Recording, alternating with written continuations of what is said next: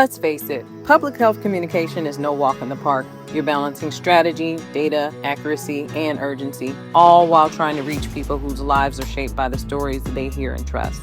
In a recent webinar, I had the pleasure of hosting for the ASTHO, Association of State and Territorial Health Officials community.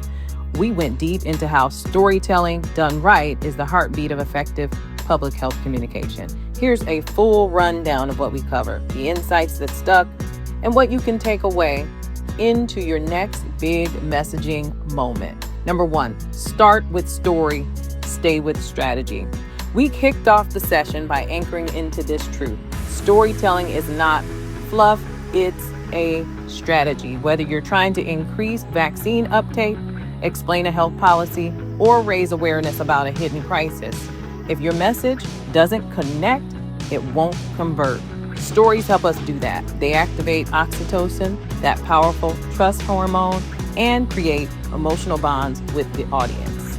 Think about it. Your favorite sermon, movie, TED Talk, what made it stick for you? It wasn't a data dump. It was the human element. Number 2, understand the new media landscape.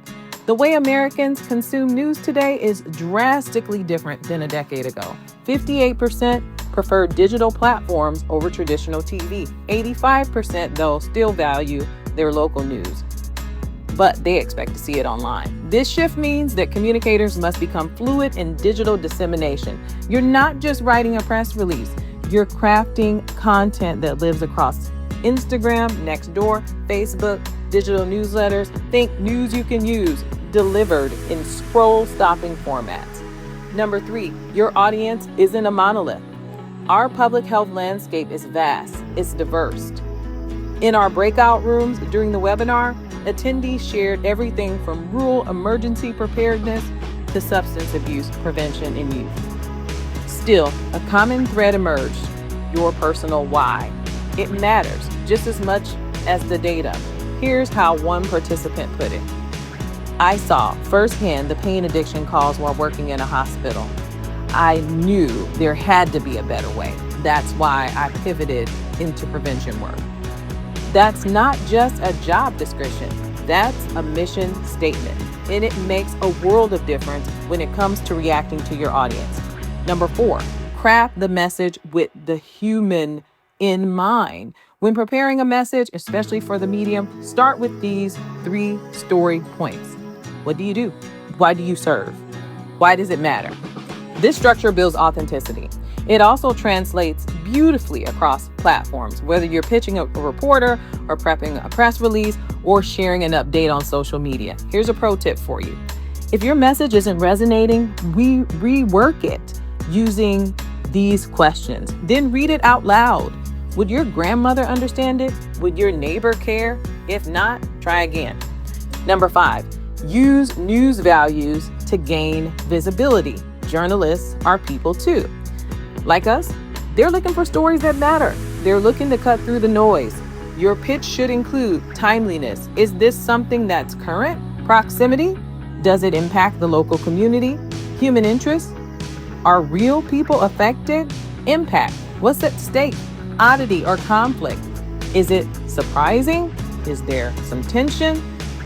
The more news values your story incorporates, the relevant ones, the more likely it is to earn coverage. I always like to say, number 6, make a friend before you need one. One theme I stressed throughout the webinar: don't just reach out to reporters when there's a crisis. Build those relationships now. Comment on their stories now. Follow them on social media.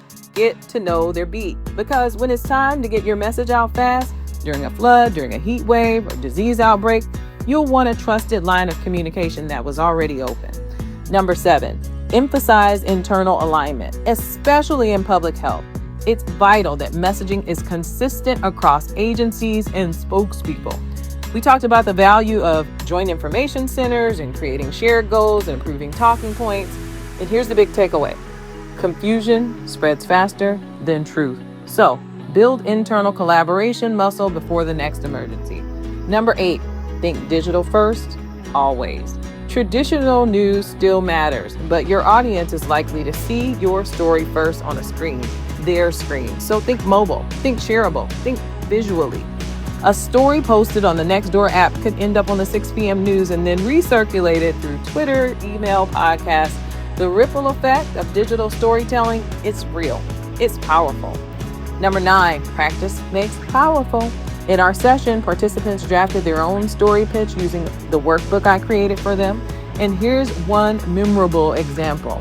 I coordinate emergency preparedness workshops for older adults in rural areas. I do this because my grandmother lived in a flood-prone community, and I know how hard it was to keep her safe.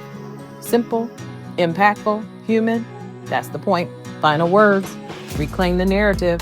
The news will go on, with or without us. The question is, will your voice be in it? Will your programs, your teams, your communities be a part of the stories people hear? Public health communicators, you have an enormous responsibility and an even bigger opportunity to tell stories that heal, inform, and impact change. Pick up your pen, tap the mic, log in, tell your story, activate, because someone needs to hear it. Want more insights like this? You can subscribe to the Avant Edge at AvantSolutions.org. Scroll all the way down to the bottom, and we'll be happy to send you our newsletter regularly when it's disseminated. Thank you for listening.